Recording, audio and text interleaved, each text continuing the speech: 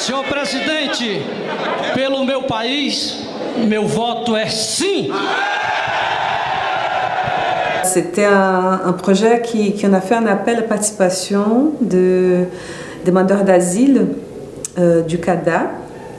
Et donc, voilà, j'étais un peu dans cette suspense, est-ce qu'on aura assez de personnes intéressées à participer ou pas? Et j'ai fait souvent des projets comme ça, avec des appels à participation des communautés, donc c'est toujours un peu un mystère, comment est-ce que ça va se passer.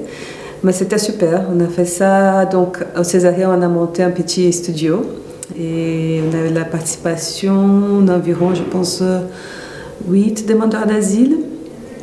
Et ce que c'était très intéressant, c'est qu'ils ont vraiment donné leur temps. Ils ont venu et la proposition, c'était qu'ils font une petite performance devant la caméra tout seuls, qui pourraient avoir un format de raconter des histoires ou chanter ou danser ou simplement être devant la caméra, mais pendant un bout de temps. Voilà. Pour moi, c'est très important le temps, en fait, devant la caméra, parce que je pense que c'est là qu'il se passe quelque chose. Et effectivement, ils ont vraiment resté longtemps devant la caméra, chacun, et c'était très généreux, je pense, de leur part, de partager ces moments et leur corps, leur regard et leurs histoires, quoi. Manifolds and the majority, the Bible keep composing hallelujah, hallelujah, hallelujah, hallelujah, hallelujah.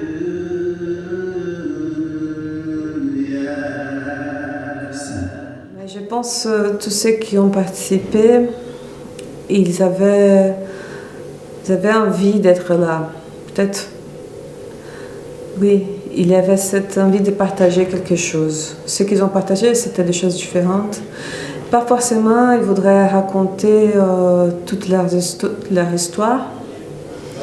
Aussi parce que j'imagine ils racontent beaucoup leur histoire. Mais ce qui c'est bien, c'est que je n'ai pas posé de questions. Donc, ce qu'ils ont parlé, c'est des choses qu'ils voudraient parler. Ce n'est pas des questions que j'ai posées. Parce que sinon, si je pose la question, ça va être toujours un peu les mêmes questions. Pourquoi vous êtes là? Qu'est-ce qui s'est passé? Comment est-ce que... Et je sais que c'est un peu les questions qu'ils leur posent pendant le processus pour avoir leur papier. Donc, c'est intéressant que je les laisse aussi, ok, qu'est-ce que vous voulez partager en fait. Mais je pense que ce qui m'a étonné le plus, c'était qu'ils étaient tous en avance. Tu vois, ils étaient tous ils utilisaient les bus. Il y a des gens qui sont là depuis 1 mois, 2 mois, donc je m'attendais à avoir des retardataires. Mais non, ils étaient tous en avance. Ils venaient, et même avec la grève du bus et tout. Et donc ça montre aussi un respect, un respect au travail, même si c'est pas super clair pour eux de quoi il s'agissait, dans le sens que c'est pas tout le monde qui comprend qu'est-ce que c'est une installation vidéo. J'imagine qu'ils n'ont jamais vu une, en fait. Quand j'expliquais que j'étais un artiste, travaillais avec la vidéo, c'était un truc un peu mystérieux pour eux. J'ai montré un peu mon travail dans mon site, mais ça restait un peu flou comme ça.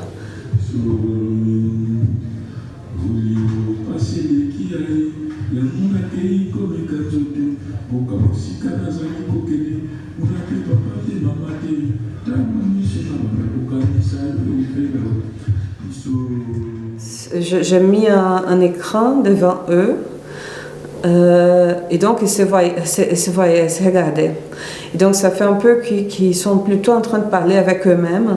Et c'est ça que j'essayais de leur dire aussi. Regarde, vous pouvez se voir ici. Et donc c'est comme parler en miroir de la salle de bain, tu vois. Donc c'était un peu ça. Et donc, ils oublient la caméra. Dans ce type de stratégie que j'utilise souvent, ça fait qu'il y a des moments un peu cathartiques parfois, ou un peu intimes, vraiment très intimes.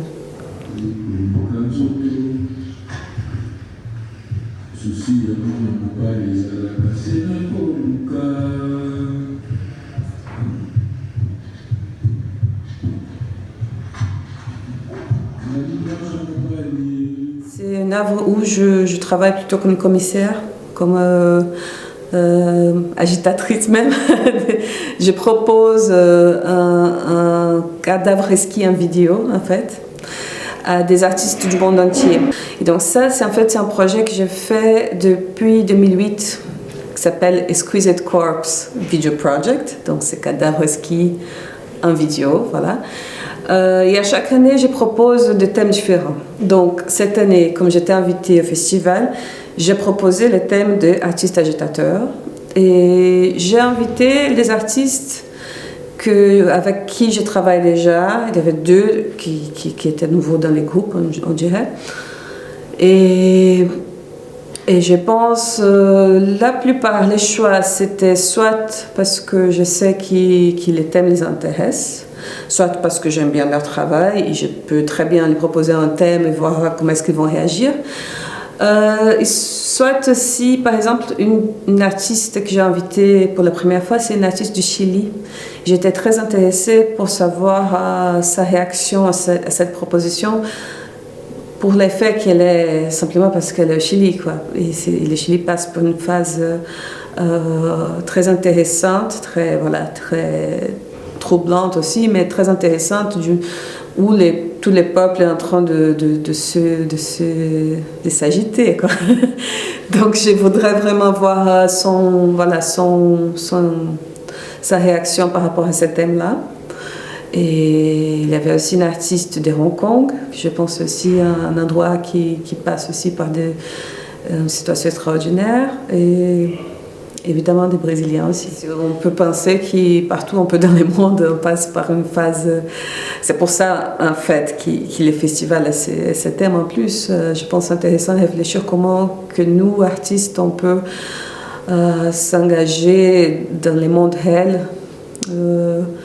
à travers l'art quand même. Comment est-ce qu'on peut faire ça? Donc je pense que c'est une belle question. Ok, il y a aussi... Si vous avez dit un tour de la when I am down in all my soul so weary, when troubles come and my heart burden be. Je trouve qu'il elle doit rester là et donc on doit, ça veut dire j'ai un peu du mal à faire des œuvres qui sont trop politiques dans le sens qu'il y a que c'est trop clair, trop dogmatique, trop fermé dans sa proposition. Et j'aime bien quand on fait des choses qui posent des questions et qui a une ambiguïté quand même, mais qui peut peut-être faire réfléchir au monde qui nous entoure d'une autre façon. Donc je pense que c'est ça un peu le rôle d'art dans tout ça. C'est de dire aux gens, attention, peut-être c'est que tu penses que c'est la narrative, la vraie narrative, peut-être c'est une narrative, c'est pas forcément la vérité, ou qu'est-ce que c'est la vérité, donc on peut... voilà. Après, par exemple, en prenant ce projet Blindly, c'est cette vidéo que je montre ici, c'est une vidéo de 2016, c'est peut-être mon travail le plus politique dans le sens qu'il est vraiment, vraiment directement politique. J'ai pris de tous les...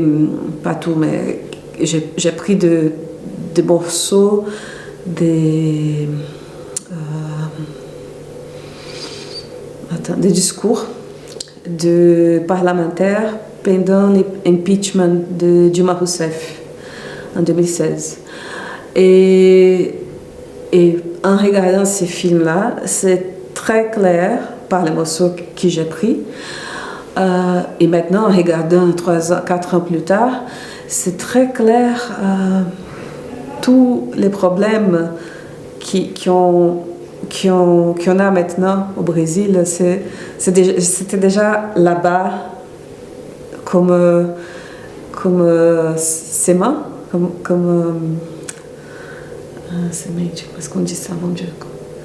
C'était la graine de tous les problèmes qu'on a maintenant. On peut voir très clairement dans leur discours. Et donc, elle parlait beaucoup ah oui, je vote oui au impeachment pour la famille brésilienne, pour les évangéliques du Brésil, pour les militaires, pour la police et pour un nom de la dictature. Donc, des trucs qui c'était complètement, qu'on ne pourrait même pas imaginer. Tout à coup, il parlait au nom de militaires de 64, tu vois, c'était vraiment très bizarre. Comment est-ce qu'on a accepté tout ça? Comment est-ce qu'on a accepté qu'un parlementaire, il a fait un hommage au colonel qui avait torturé Dilma Rousseff pendant la dictature? Et ces parlementaires, c'était Bolsonaro. Donc après, il est devenu le président. Donc à l'époque, son discours était le pire et il était ridicule. Il était un personnage ridicule à l'époque. Personne ne pensait qu'il était quelqu'un d'important. Mais il était toujours un peu les clowns du Parlement, en fait, parce qu'il disait toujours le pire des choses. Et quand il a parlé de cette colonel qui était un torturateur très connu, tout le monde était choqué, mais il devrait être arrêté, il devrait être en prison pour faire une apologie de la torture. Mais non, rien ne se passait. Et là, je pense qu'il a commencé déjà ce type de naturalisation de discours fasciste, en fait, et qu'on ne reconnaît pas comme tel. Au Brésil, personne n'a parlé du fascisme pendant les élections. Personne n'a dit mais attention, ces gars-là, c'est un fasciste. Et tous les médias internationaux parlaient du fascisme, mais pas au Brésil. Pela família e pela inocência das crianças em sala de aula que o PT nunca teve. Contra o comunismo, pela nossa liberdade. Contra o Foro de São Paulo, pela memória do coronel Carlos Alberto Brilhante Ustra, o pavor de Dilma Rousseff. Como vota, deputado? Pelo Exército de Caxias, pelas nossas Forças Armadas, por um Brasil acima de tudo e por Deus acima de todos, o meu voto é sim. Il y a des choses qui deviennent évidentes et qui choquent parce que c'est dans un format, voilà, c'est dans un format spécifique qui seulement l'art peut atteindre. Mais si on regarde ces mêmes discours dans la télé, dans son contexte, peut-être il choque moins. C'est plus dilué dans un contexte. Voilà, quand on enlève le contexte et on prend dans un autre contexte, ça peut faire plus ah waouh, ok. Et comment est-ce qu'on a accepté tout ça? Comment est-ce qu'on a pris ces chemins-là?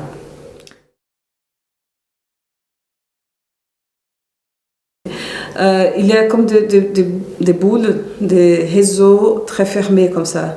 Donc quand on fait une exposition, souvent les gens qui vont venir voir l'exposition sont déjà des gens de gauche ou plus ouvertes, ou plus... et donc le problème, je pense, c'est comment est-ce qu'on peut percer ça et aller vers un public qui a par exemple voté à Bolsonaro. Donc c'est très rare que je parle à ce public-là. Parce que ce n'est pas un public qui va voir des expositions, surtout si ça déjà c'est une exposition qui va parler de quelque chose un peu politique, voilà. Et je ne suis pas trop dans les circuits commerciaux. Donc c'est... Voilà, donc je ne sens pas ces chocs-là, parce que je ne montre pas ces publics-là. Mais j'ai vu, par exemple, déjà, c'est intéressant, c'est des artistes qui sont dans ces réseaux des galeries commerciales. Et j'ai un ami qui est très, très de gauche, très politique, très, voilà, très... Et j'ai vu une discussion qu'il a eue dans le cadre de son expo avec des collectionneurs qui sont voilà, l'élite de l'élite, tu vois, les personnes qui peuvent vraiment acheter de l'art au Brésil et qui ont cette mentalité, c'est vraiment l'élite, quoi. Et donc, c'était intéressant parce que c'était une femme qui l'achetait toujours, mais là, elle était complètement, elle ne savait pas quoi faire parce qu'elle était en train de faire un truc super politique. Il parlait du coup d'État et les coups d'État comme tels, c'est pas même reconnu par la plupart des gens au Brésil. Ils ne pensent pas que l'impeachment de Dilma c'était un coup d'État. Et donc, j'ai vu cette discussion et je me suis dit, oui, c'est dur parce que ces artistes-là, ils savent qu'ils vivent de l'argent de cette élite qui détestent et qui se battent contre ces gens-là. Bon, moi, je n'ai pas ce problème parce que je travaille surtout avec des structures publiques. Ou, voilà. Mais j'ai autre problème, c'est maintenant les structures publiques sont en train d'être fermées une après l'autre. L'argent est coupé et c'est vraiment une destruction totale de tout un réseau culturel au Brésil. C'est important d'avoir une voie de résistance, parce que sinon, il n'y a pas de résistance, c'est homogène, tout le monde est d'accord avec ces trucs-là, donc il n'y a pas de quelqu'un qui dit non, ça c'est pas bien du tout. Donc, et c'est pas bon, c'est pas le rôle seulement des artistes, mais aussi du journalisme aussi, des intellectuels, des professeurs. C'est exactement pour ça que les gouvernements c'est fait exprès d'attaquer la culture, l'éducation et le journalisme sérieux, voilà, d'une façon très forte, très directe, parce qu'ils savent que c'est là qu'il peut se passer la résistance, c'est là que ça va se passer la voie de dissonance.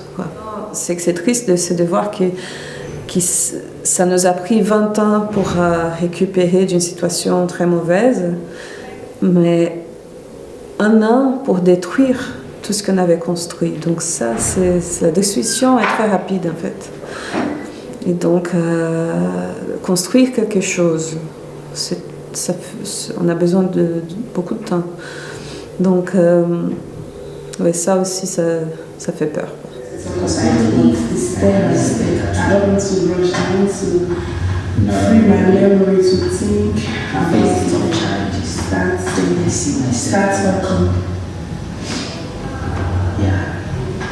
J'adore le Japon. Donc si je pourrais, je rêve d'y retourner. J'étais là, ça fait 2 ans.